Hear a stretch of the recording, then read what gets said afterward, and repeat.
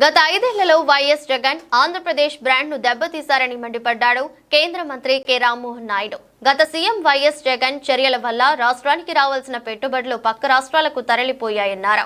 Brand Andhra Pradesh ను మళ్లీ తీసుకువస్తామన్నారు. ఉండవల్లిలో TDP జాతీయ అధ్యక్షుడు ముఖ్యమంత్రి నారా చంద్రబాబు నాయుడుతో పార్టీ ఎంపీలు సమావేశమయ్యారు. ఆంధ్రప్రదేశ్ కి రావాల్సిన ప్రాజెక్టులపై కేంద్రంతో చర్చిస్తామని 2047 విజన్ డాక్యుమెంట్ ప్రధాన లక్ష్యంగా తీసుకుని ముందుకు వెళ్తున్నామని, ఈ విజన్ డాక్యుమెంట్ కు కేంద్ర సహకారం అవసరమని, పార్లమెంట్ సమావేశాలను ఒక వేదికగా చేసుకుని ఒక్కొక్క సమస్యను పరిష్కరించుకుంటున్నామని అన్నారు. రాష్ట్రానికి అధిక పెట్టుబడులు ఎలా తీసుకురావాలనేది ఒక డాక్యుమెంట్ తో తాము ముందుకు వెళ్తున్నామని తెలిపారు. రాష్ట్రంలో కేంద్రంలో ఏర్పడిన తర్వాత ఏదైతే ప్రాజెక్టుల మీద పెద్ద ఎత్తున దృష్టి పెట్టామో దాన్ని మరొకసారి ఈ యొక్క కార్యక్రమంలో చర్చించడం జరిగింది.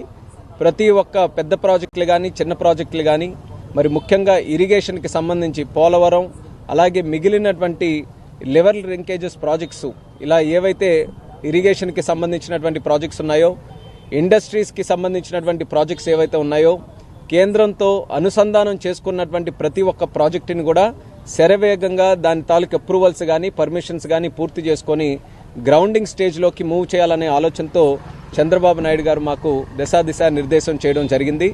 ఆ విజన్ డాక్యుమెంట్లో చాలా వరకు కొన్ని ఇష్యూస్ ఏవైతే ఉన్నాయో అవి కేంద్రం తాలూకు అనుసంధానం కూడా చేసుకొని ముందుకు నడవాలి.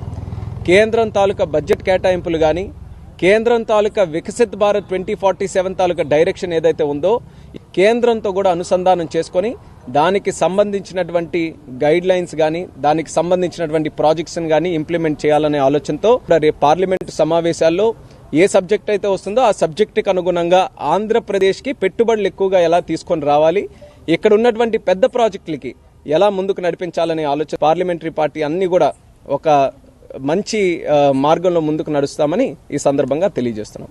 మీరు అందరూ చూశారు 3% మాత్రమే. ఎందుకు